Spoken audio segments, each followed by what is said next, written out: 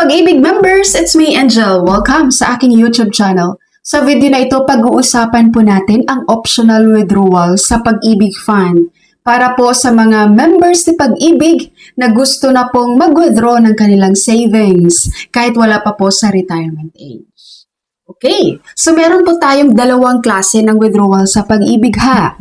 Number 1, ito po yung tinatawag na Provident Benefits Claim of optional withdrawal. Kumbaga para po ito sa mga active members na wala pa po sa retirement age. Okay? So number 2 naman, Provident Benefits Claim due to retirement.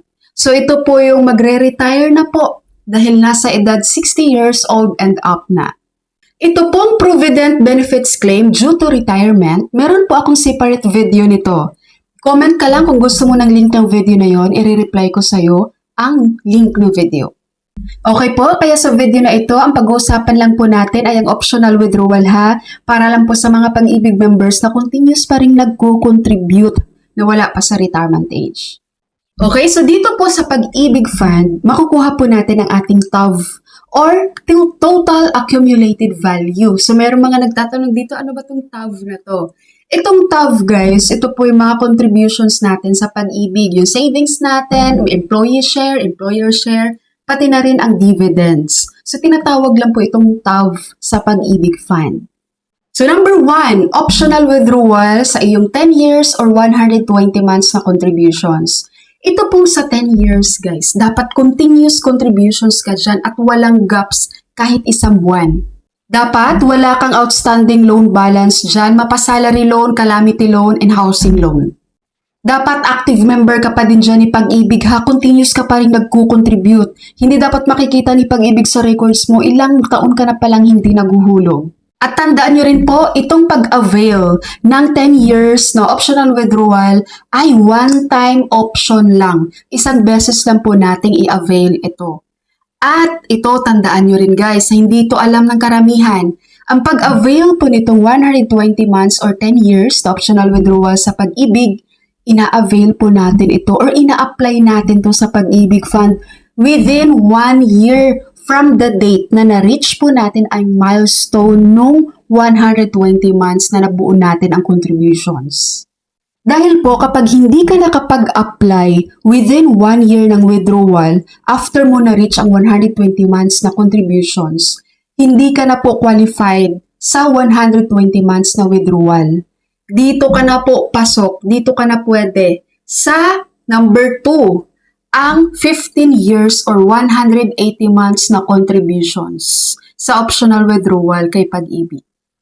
Ulitin ko ha, doon sa number 1 na 10 years, kapag hindi ka nakapag-apply within 1 year, mula nang na-reach mo yung 120 months contributions, hindi ka na po pwede doon. Dito ka na po sa pangalawa, sa optional withdrawal ng 15 years or 180 months na contributions.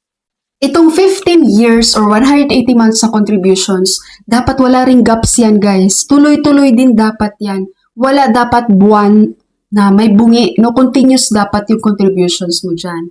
And itong 15 years, one-time option lang din po ito sa pag-withdraw. Okay? And syempre, dapat active member ka rin dito ni Pag-ibig. So kapag nakapag-avail ka dun sa 10 years, hindi ka na pwede dito sa 15 years. Pero kung hindi ka nakapag-avail sa 10 years, pwede ka dito sa 15 years. Basta pasok ka nga doon sa mga sinasabi ko guys na dapat continuous contributions yun as in walang gaps. So ngayon kung sabihin mo, ma'am, hindi na ako qualified doon sa 10 years, hindi rin ako qualified sa 15 years kasi hindi ko naman tuloy-tuloy na contribution yon. May mga months doon na may bungi, may mga months na wala akong hulog. Pag ganun po, dito ka na sa pangatlo natin na withdrawal sa Pag-ibig. Ang 20 years or 240 months na withdrawal. Ito pong 20 years, maturity period natin. Ang 20 years, no? 20 years or 240 months na contributions, ito na po yung maturity natin sa Pag-ibig Fund. Kahit hindi po tuloy-tuloy ang contributions mo dyan guys, kahit may mga gaps yan, as long as nabuo mo ang 240 months na contributions. So pwede ka na pong mag-withdraw ng iyong 20 years or 240 months maturity sa Pag-ibig Fund.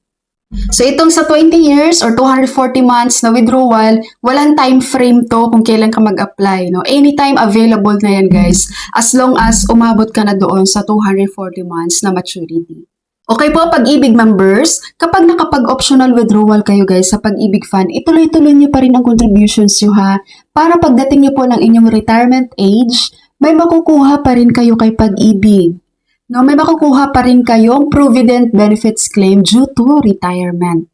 Katulad nitong viewer natin guys, basahin ko ha, i-share ko sa inyo para naman ma-inspire din kayo. So sabi niya, kinuha ko yung 10 years Provident Fund ko noong 2006. Nakakuha ako ng 40,000. Nag-iwan ako ng 6 years na contributions para may makuha pa ako, now senior citizen na ako. May dividend ba yung naiwan kong pera sa Pag-ibig? Or kung ano yung amount na naiwan ko, ganun pa din after 19 years na nandun lang yun sa kanila. Thank you. O diba, nag-optional retirement siya and meron pa siyang contributions na naiwan doon. So yung naiwan niyang pera doon sa Pag-ibig guys, of course, magkakaroon pa rin ng dividends yun. No? Pagdating niya ng kanyang retirement age, yung pera niya doon, may tubo yun pag nakuha niya. Alright? So bago ko po i-end ang video na ito guys, sa mga naghahanap po ng whitening lotion dyan, na meron na pong vitamin E.